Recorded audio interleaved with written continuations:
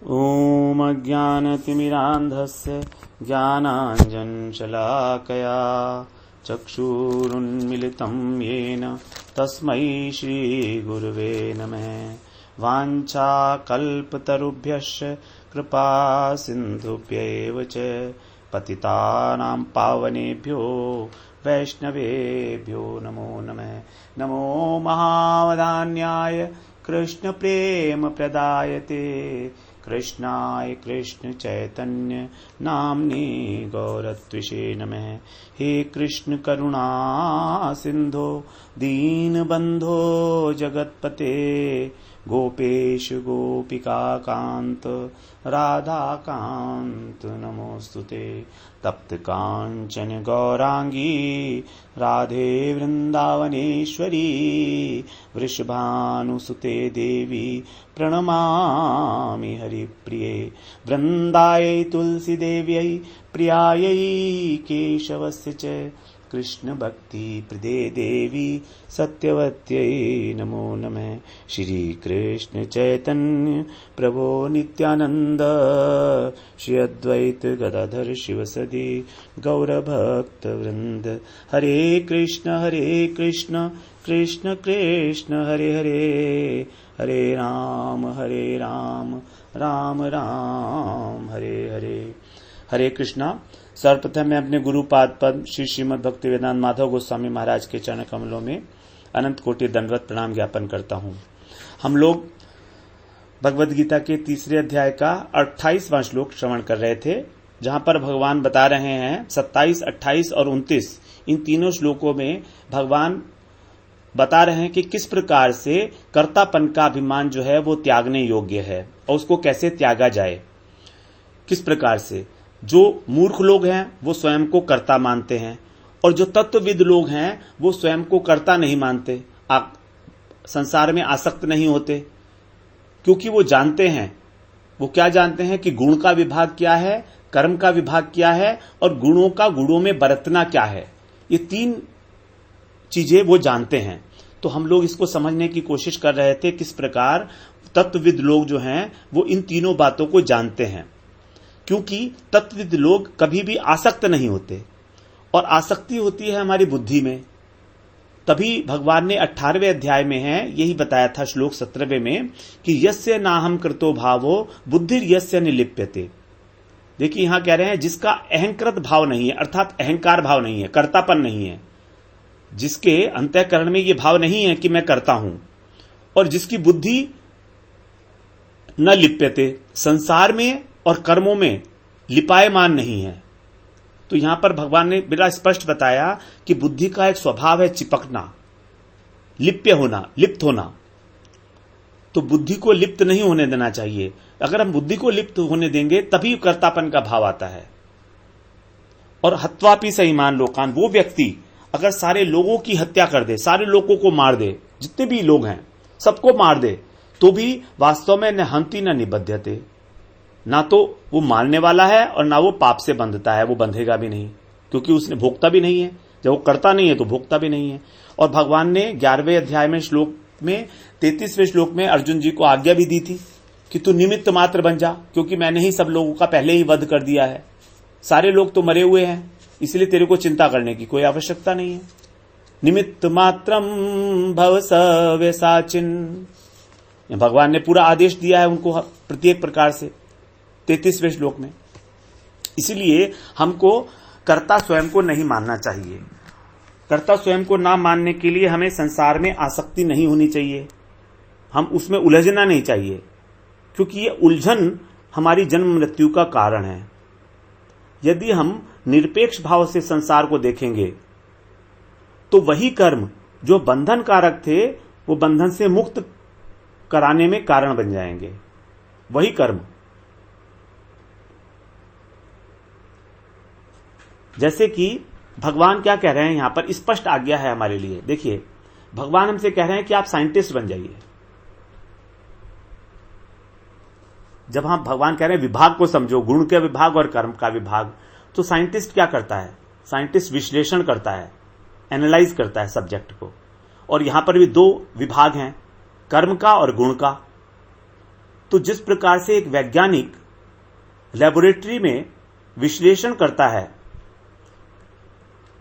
एक चीज में मिले हुए दो तत्वों को लेबोरेटरी में जाके विश्लेषण की प्रक्रिया से अलग अलग कर देता है। वो एक ही चीज में एक वस्तु में दो तत्व मिले हुए हैं, तो वो क्या करता है, केमिकल प्रोसेस के बाद करके किसी भी प्रकार उन दोनों तत्वों को अलग अलग कर देता है। जैसे जल है, जल का फॉर्मूला होता है H2O, केमिस्ट्री में सब जानते ही हैं, और इसमें हाइड्रोजन होता है और ऑक्सीजन होता है। तो दो अणु दो उसके अंदर होते हैं भाग हाइड्रोजन, और एक भाग होता है ऑक्सीजन। इन दोनों को जो अलग अलग कर दे वही वैज्ञानिक है। तो हमारे शरीर में दो चीजें मिली हुई हैं, एक तो है आत्मा जो शुद्ध है, निष्क्रिय है, जो कुछ भी नहीं करती है, और दूसरा क्या है, हमारी ये मान्यता कि हम करता है और भोगता है। हमारे शरीर में दो चीजें हैं, एक तो आत्मा है और दूसरी है हमारी मान्यता कि हम करता है और भोगता है। और मान्यता का कारण है हमारा अहंकार। मान्यता का कारण कौन है? हमारा अहंकार। और अहंकार कहां पर है? अहंकार है हमारा अंतःकरण। तो हमारा अंतःकरण इसीलिए दूषित हो गया है उसी से। तो बस इन दोनों को अलग अलग करना है। और अर्जुन को इसलिए भगवान ने बोला महाबाहो, कि तुम महाबाहो, लंबे हाथ हैं, बलशाली हो, तुम ऐसे ऐसे बाण मारते हो कि जो है लक्ष्य भेद देने में कुशल हो तुम। तो अब तुम सूक्ष्म लक्ष्य का जो है भेदन करो, अपना उद्देश्य बदलो। अब स्थूल लक्ष्य तो तुमने बहुत बनाए, उनको अपने बाण से तुमने भेद दिया। अब तुम सूक्ष्म लक्ष्य है तुम्हारा, सूक्ष्म बुद्धि के द्वारा अब तुम इसको भेदो कि गुण विभाग और कर्म विभाग इनको अलग अलग करो। अब हम भी इसको अलग अलग समझने की चेष्टा करते हैं। पहले हम मान लीजिए H2O है ना, H2O फॉर्मूला है जल का, तो उसमें हाइड्रोजन अलग है और ऑक्सीजन अलग है। तो पहले हाइड्रोजन की प्रॉपर्टीज को समझ लें, फिर ऑक्सीजन की प्रॉपर्टीज को समझ लें। जब हम उनकी प्रॉपर्टीज समझ लेंगे तो फिर हम लोग उसी प्रकार से एक रासायनिक प्रक्रिया को बनाएंगे, उनकी प्रॉपर्टीज को समझ के। बिना प्रॉपर्टी समझे हम उनको अलग नहीं कर सकते। तो हाइड्रोजन और ऑक्सीजन की प्रॉपर्टी समझना जिस प्रकार आवश्यक है, जिससे कि हम उन दोनों को अलग अलग कर सके। क्योंकि जो हम प्रोसेस अपनाएंगे वो प्रोसेस डिसाइड होगी उनकी प्रॉपर्टीज के ऊपर, उनकी फिजिकल और केमिकल प्रॉपर्टीज के ऊपर डिसाइड होगी वो हमारी प्रोसेस। उसी प्रकार से यहां पर गुण विभाग और कर्म विभाग, पहले इनको हम समझ लें कि हैं क्या, ये इनकी प्रॉपर्टीज क्या हैं, और फिर हम इन दोनों को अलग अलग कर पाएंगे। तो हम भी उसी प्रकार से इसमें आगे बढ़ते हैं। देखिए, हम लोग अभी यहां पर श्लोक के माध्यम से ऐसा समझिए कि लेबोरेटरी में बैठे हुए एक्सपेरिमेंट कर रहे हैं। ठीक है, लेबोरेटरी में बैठे हैं हम लोग और एक्सपेरिमेंट कर रहे हैं। हमको अपनी बुद्धि को सजग रखना है। एक्सपेरिमेंट करते हुए अगर झपकी आ गई तो काम नहीं बनेगा। उसी प्रकार हम अपनी बुद्धि को भी खुला रखें, नींद ना लें। अगर झपकी आ रही है तो पहले सो लें, क्योंकि लेबोरेटरी में काम करना बहुत खतरनाक है। ये केमिकल प्रोसेस है। केमिकल प्रोसेस में अगर जरा सा भी हाथ के ऊपर कोई लिक्विड गिर गया ना, एसिड वेसिड होता था जब हम लोग काम करते थे, तो हाथ जल जाएगा एकदम। तो टीचर पहले ही वार्न कर देता था कि बहुत सावधानी पूर्वक करना है काम। तो इसी तरह से हमको बहुत सावधानी पूर्वक श्रवण करना चाहिए कि हमारे हाथ न जल जाएं कहीं। ठीक है, चलो हाथ तो नहीं जलेंगे, लेकिन अगर श्रवण सूक्ष्मता से नहीं करेंगे तो कुछ समझ में नहीं आएगा। ये भी बिल्कुल पक्की बात है, ऐसा ही है बिल्कुल। मुझे पता नहीं है कि मैं समझा पाऊंगा कि नहीं, लेकिन मैं सिर्फ प्रयास कर रहा हूं। जैसे मुझको समझ में आया वैसे कोशिश कर देता हूं आपको भी समझ में आ जाए। अगर आप समझे हुए हैं तो बहुत ही अच्छा है। फिर तो गुणा गुणेषु वर्तन्त। पहले हम गुण विभाग की बात करते हैं।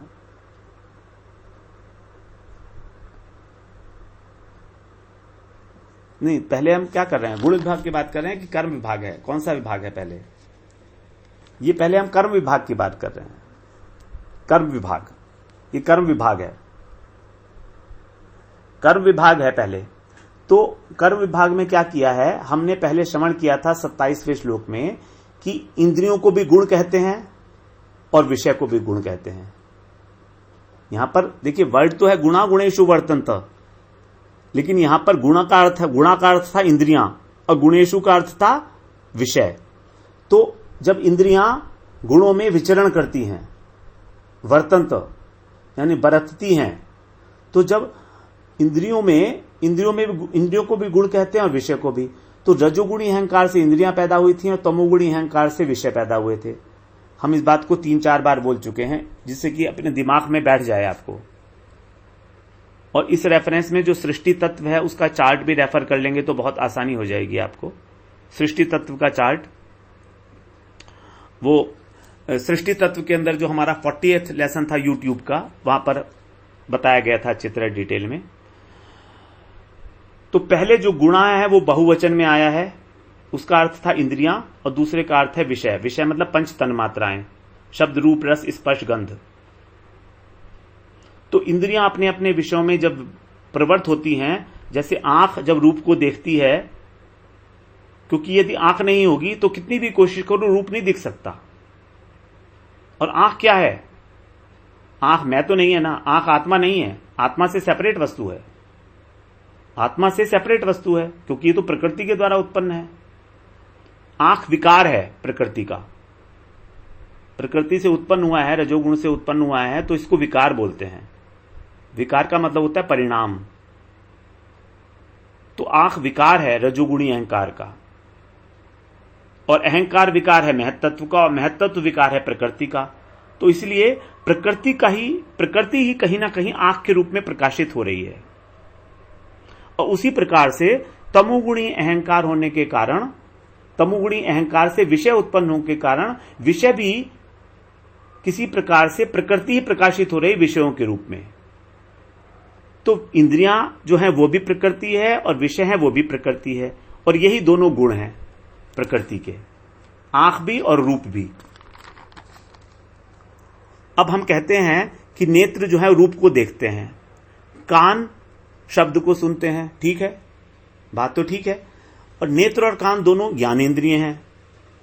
ये दोनों ज्ञानेंद्रिय हमारे शरीर के तत्वों में से एक हैं। हमारे शरीर में 24 तत्व हैं, 24 तत्वों में से 5 ज्ञानेंद्रिय, 5 कर्मेंद्रिय, 5 महाभूत, 5 तन्मात्रा, मन, बुद्धि, अहंकार और चित्त, ये 24 तत्व हैं। तो ये क्या है, स्थूल शरीर के अंदर है ज्ञानेंद्रियां, और स्थूल शरीर हमारी आत्मा का बाह्य आवरण है, और सूक्ष्म शरीर अंदर का आवरण है। और आवरण हमेशा वस्तु से पृथक होता है। इस आवरण को पृथक होने के कारण उपाधि भी बोला जाता है। देखिए बात थोड़ी सी और बढ़ती चली जा रही है शब्दों का। ये वर्ड्स का कोई जार्गन नहीं है, ये समझने के लिए इन वर्ड्स को समझना ही पड़ेगा। इन वर्ड्स से हमें फेमिलियर होना पड़ेगा भगवत गीता का अध्ययन करने के लिए। आवरण को उपाधि कहा गया है। उपाधि का अर्थ होता है कि जो वस्तु के अति निकट है। उप का मतलब होता है निकट, तो जो उप में अवस्थित है उसको बोलते हैं उपाधि। डेजिग्नेशन, जैसे प्राइम मिनिस्टर उपाधि है। जैसे मोदी है, मोदी जी प्राइम मिनिस्टर हैं, तो ये मोदी जी की उपाधि है प्राइम मिनिस्टर। तो उपाधि कभी भी परमानेंट नहीं होती है। मोदी जी आज प्राइम मिनिस्टर हैं, कल नहीं भी रहे, तो ये तो आरोपित की हुई है। मोदी जी तो एक व्यक्ति है, व्यक्ति विशेष हैं। उस व्यक्ति विशेष के ऊपर एक उपाधि आरोपित कर दी गई और उनको बोल दिया गया वो प्राइम मिनिस्टर है। अब जब तक वो प्राइम मिनिस्टर हैं तब तक उनको कहा जाएगा प्राइम मिनिस्टर मोदी, और जब प्राइम मिनिस्टर नहीं रहेंगे तो सिर्फ मोदी जी रहेंगे। तो मोदी जी तो फिर भी रहेंगे वो, तो मोदी जी जो है वो उसका वास्तविक स्वरूप है, और उपाधि क्या है, प्राइम मिनिस्टर। तो इस प्रकार से उपाधि जो है वो आरोपित की जाती है, वो स्वरूप में नहीं होती है। वस्तु के स्वरूप में उपाधि नहीं होती है। उसी प्रकार ये जो स्थूल शरीर और सूक्ष्म शरीर है, ये आत्मा की उपाधि है, ये आत्मा के अंदर नहीं है। तो स्थूल शरीर के द्वारा ज्ञानेंद्रियों के द्वारा जो अर्जित ज्ञान है, ये ज्ञान भी तो उपाधिक होगा ना। फिर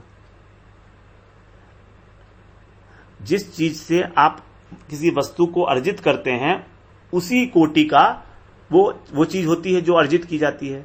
तो ज्ञानेंद्रिय क्योंकि हमारी स्थूल हैं और हमारी औपाधिक है, तो ये जो ज्ञान है ज्ञानेंद्रियों द्वारा वो भी औपाधिक ज्ञान हुआ। अब औपाधिक ज्ञान हुआ तो इसका मतलब ये हुआ कि जब तक नेत्र हैं तब तक ज्ञान होगा। क्योंकि ज्ञान क्यों हो रहा है? ज्ञान हो रहा है नेत्रों के कारण। तो जब तक मोदी प्राइम मिनिस्टर है तब तक प्राइम मिनिस्टर मोदी कहा जाएगा। अर्थात जब तक नेत्र हैं तब तक नेत्रों के द्वारा औपाधिक ज्ञान होगा, लेकिन जब नेत्र नहीं रहेंगे तो ज्ञान भी खत्म हो जाएगा।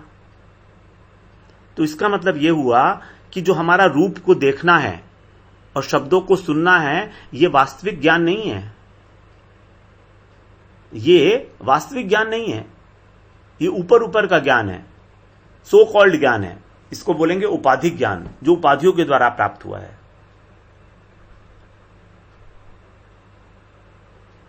स्वरूपभूत ज्ञान नहीं है ये हमारा, हमारी आत्मा का ज्ञान नहीं है ये। चाहे हम कितने ही शास्त्र कर लें, अध्ययन कर लें, तो भी वो उपाधिक ज्ञान ही रहेगा जब तक हम उसको अनुभव में नहीं लाए हैं। और संसार का जितना भी ज्ञान है, फिजिक्स, केमिस्ट्री, जितने भी सब्जेक्ट्स हैं, बिजनेस टैक्टिक्स, मैनेजमेंट, ये सारा का सारा उपाधिक ज्ञान है, सारा ऊपर का ज्ञान है, जड़ ज्ञान है ये। एक तो ये बात हो गई, औपाधिक ज्ञान की बात हो गई। नंबर 2, इसी रेफरेंस में एक दूसरा लॉजिक है। अभी तक हमने कितना ज्ञान अर्जित किया? कोई लिमिट है? अभी तक हमने कितने सारे रूप देखे, सुंदर भी देखे, बदसूरत भी देखे, कितने ही शब्दों को सुना, पता नहीं कितने गाने सुने, कितने सुंदर शब्द सुने, कितने अपशब्द भी सुने, लाखों लाखों शब्द सुने। कुछ रुचिकर थे, कुछ अरुचिकर भी थे, कुछ मधुर थे, कुछ कर्कश थे। कितने ही चीजों को स्पर्श किया, गिना है हमने कितनी चीजों को स्पर्श किया। हमने दीवार को स्पर्श किया, हमने फर्श को स्पर्श किया, हमने कागज को स्पर्श किया, हमने स्त्री को स्पर्श किया, बच्चे को स्पर्श किया, बूढ़े को स्पर्श किया, सबको स्पर्श किया, जितनी भी इस जगत की वस्तु हैं। लेकिन क्या कोई भी स्पर्श, क्या कोई भी रूप या कोई भी शब्द हमारे साथ चिपक पाया अभी तक?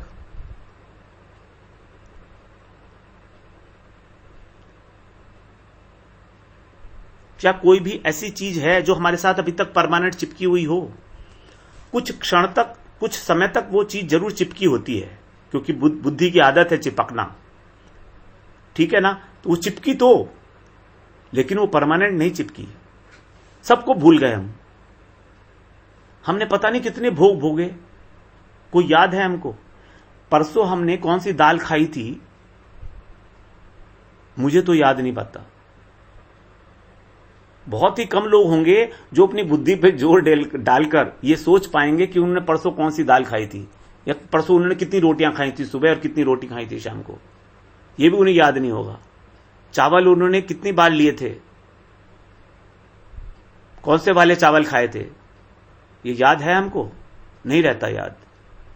परसों की बात, कल की बात ही याद नहीं रहती। तो हम चिपके क्या उनसे? नहीं चिपके।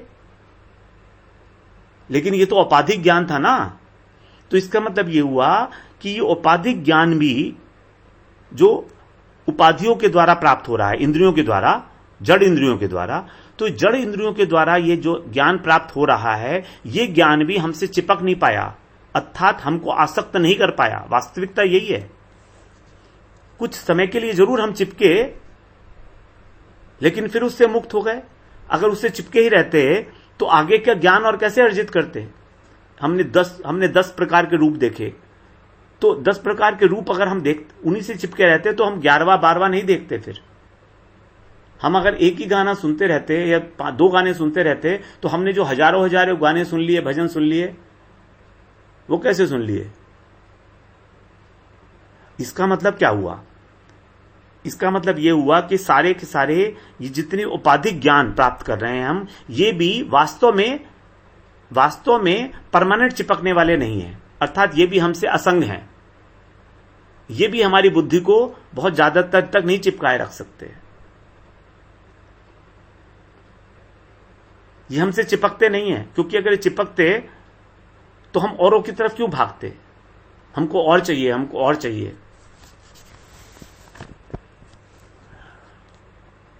सूक्ष्मता से अगर हम विचार करें तो ये सब का ज्ञान भी कुछ समय तक ही रहता है, सिर्फ परमानेंट नहीं रहता है। तो हमारा ये मानना कि हम घर में आसक्त हैं या रूप में आसक्त हैं, ये एक प्रकार का भ्रम ही है। और इस भ्रम का कारण है अविवेक। एक दूसरा उदाहरण दे देते हैं, दूसरे उदाहरण से समझिए। हम लोग कई बार ऐसा कहते हैं कि हमारे घर में फलाना एंड फलाना व्यक्ति हमारे बिना नहीं रह सकता, या ये कहते हैं कि हम इस फलाने फलाने व्यक्ति के बिना एक क्षण भी नहीं रह सकते। ऐसा कहते हैं हम सब लोग। लेकिन जब उस व्यक्ति की मृत्यु हो जाती है या कोई व्यक्ति चला जाता है कहीं किसी कारणवश नौकरी करने के लिए, या कोई भी इस तरह का काम आ जाए जिसमें लॉन्ग टर्म के लिए जाना पड़े उसको, तो क्या दूसरा आदमी मर जाता है? कोई नहीं मरता। आज तक तो कोई नहीं मरा, किसी की याद में कोई भी नहीं मरा आज तक। लेकिन कहते हैं हम सब कि हम तुम में बहुत आसक्त हैं, हम तुम्हारे बिना मर जाएंगे। कोई नहीं मरा आज तक। तो इसका मतलब क्या है? इसका मतलब यह है कि हमारी बुद्धि भी आसक्त नहीं है, लेकिन माने वे है आसक्त है। वास्तव में यह आसक्ति आरोपित है। हम लोग इस विचार के साथ ही आसक्त हैं कि हम आसक्त हैं, वास्तव में आसक्त नहीं है। थोड़ा सा मन को टटोल कर देखिए अपने। हर एक आदमी बिना किसी व्यक्ति के रह सकता है, जिसको वो बहुत प्रिय मानता है अपना, उसके बिना भी रहता है। अगर वो कहता है कि मैं तुम्हारे बिना नहीं रह सकता हूं, तो ये मूर्खता है, मूर्खता। इसको धूर्तता ही कही है बल्कि, क्योंकि वो रहेगा। अगर वो आदमी मर गया तो क्या ये आदमी मर जाएगा? या वो आदमी कहीं दूर चला गया छोड़कर, तो क्या ये छोड़ देगा? दो दोस्त होते हैं, वो लोग भी एक दूसरे के साथ ऐसे ही करते हैं कई बार कि मैं तेरे बिना जिंदगी नहीं जी सकता। पति पत्नी भी बोलते हैं कि हम तुम्हारे बिना, मां भी बोलती है बेटे के बिना कि बेटे तेरे बिना मैं नहीं रहूंगी। इतना प्रेम होता है। तो यही है मूर्खता एक हमारी। हम लोग आसक्त बेसिकली नहीं है, लेकिन हम ये मान रहे हैं कि हम आसक्त हैं, और इस मान्यता को हम रैलिश कर रहे हैं। इस मान्यता को हम दृढ़ता से माने हुए हैं कि हम आसक्त हैं, लेकिन हम है नहीं, वस्तुतः नहीं है। अगर वस्तुतः आसक्त होते तो उसके बिना एक पल भी नहीं रह पाते। तो ये मतलब है कि हम जब जड़ वस्तु के अंदर भी वस्तुतः आसक्त नहीं हो पा रहे हैं, ये आसक्ति भी केवल एक मान्यता मात्र है।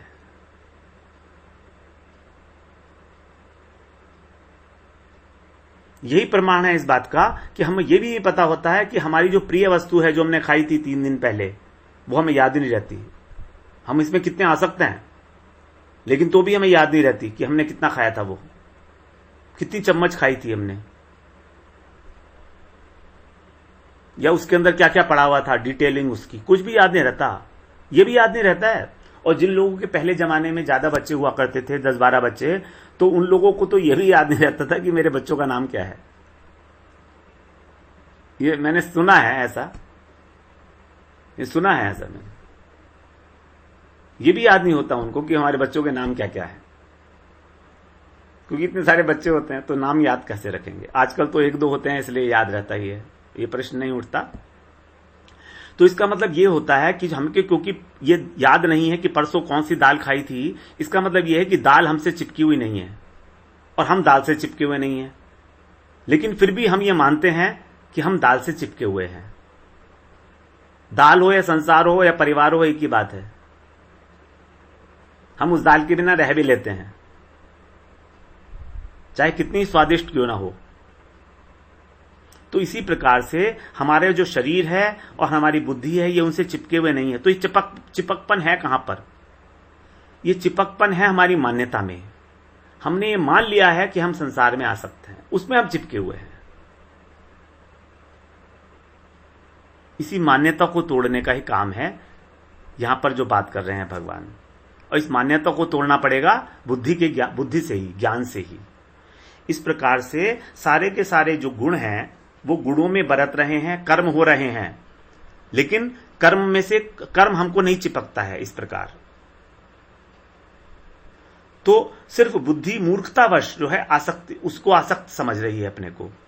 और इंद्रियों की क्रिया जो है उसमें जीव का, हमारा आत्मा का कोई वो नहीं है, सहयोग नहीं है। हम कहें कि हमारी आत्मा के कारण ये क्रिया हो रही है, ऐसा नहीं है। इंद्रियां विषयों में चल रही हैं तो, लेकिन आत्मा का संसर्ग जरूर है। संसर्ग का मतलब है कि आत्मा के द्वारा प्रकाशित हो रहा है ये सब कुछ। आत्मा के द्वारा ये सारी की सारी चीजें प्रकाशित हो रही हैं। आत्मा अगर नहीं होगी तो इंद्रियां काम नहीं कर पाएंगी। वस्तुतः आत्मा की जो चेतन शक्ति है उसका प्रकाश, आत्मा स्वप्रकाश वस्तु है, उसके द्वारा हमारा चित्त प्रकाशित हो रहा है। चित्त प्रकाशित होने से बुद्धि में ज्ञान हो गया, बुद्धि से मन उसको धारण करता है और फिर इंद्रियां काम में प्रवृत्त हो जाती हैं। इस प्रकार से ये कर्म हो रहा है हमसे। तो देहाध्यास के कारण हम लोग जो है ये मान लेते हैं कि हम आसक्त हैं कर्म में और कर्म फल में। अगर बहुत सूक्ष्मता से देखेंगे तो हम नहीं हैं आसक्त, हम संसार में ही आसक्त नहीं हैं। हम अपनी मान्यता में जरूर आसक्त हैं। इसी मान्यता को तोड़ना है और ये सारा का सारा एक इंटरनल प्रोसेस है। इसके लिए कोई बाहर से कोई दवाई नहीं खानी पड़ेगी या कोई पहाड़ नहीं तोड़ने पड़ेंगे हमको, क्योंकि इंटरनल प्रोसेस है। इसलिए इसको समझा के ही अपने को समझा के समझ सकते हैं हम लोग। यही है हमारा कर्म विभाग। कर्म विभाग का सार ये हुआ कि हमारी जो इंद्रियां हैं वो उनके विषयों में विचरण कर रही हैं। इंद्रियां उसमें विचरण कर रही हैं और हम सोचते हैं कि हमारी बुद्धि उस कर्म में आसक्त हो गई है, उस रूप में आसक्त हो गई है, उस रस में आसक्त हो गई है। लेकिन बुद्धि वास्तव में आसक्त नहीं हुई है। ये आसक्ति भी केवल एक मान्यता मात्र है। जो तत्वविद लोग हैं वो इस बात को समझ गए हैं कि बुद्धि का आसक्त होना भी एक मान्यता है, वास्तविकता नहीं है। हम बोलते हैं ना कि हम कर्मों में आसक्त हैं, हम फल में आसक्त हैं। हम अगर देखें गहराई में तो हम कहीं आसक्त नहीं हैं। हम इस मान्यता में आसक्त जरूर हैं कि हां मेरे को सेव अच्छा लगता है, बस ये मेरी मान्यता है, मैं इसी को गाता रहता हूं कि मेरे को सेव अच्छा लगता है, मेरे को सेव अच्छा लगता है। ये नहीं कि सेव के बिना मैं मर जाऊंगा। आसक्ति का मतलब है हम उसके बिना एक पल रह नहीं सकते। मैं अपनी पत्नी में आसक्त हूं तो क्या पत्नी के बिना मर जाओगे? मैं अपने पुत्र में आसक्त हूं तो पुत्र अगर चला गया तो मर जाओगे? कोई नहीं मरेगा, तो इसका मतलब आसक्ति नहीं है। लेकिन ये मान्यता जरूर है कि हां मैं आसक्त हूं। इसी को मान्यता से ही तोड़ा जा सकता है। यह है कर्म विभाग। अब कल को हम श्रवण करेंगे गुण विभाग क्या है। थोड़ा सा गहराई से श्रवण कर रहे हैं हम लोग, इसलिए आप लोगों की एकाग्रता चाहिए ही चाहिए, उसके बिना काम होना ही नहीं है। वांछा कल्पतरुभ्यश्च कृपा सिन्धुभ्यैव च पतितानां पावनेभ्यो वैष्णवेभ्यो नमो नमः।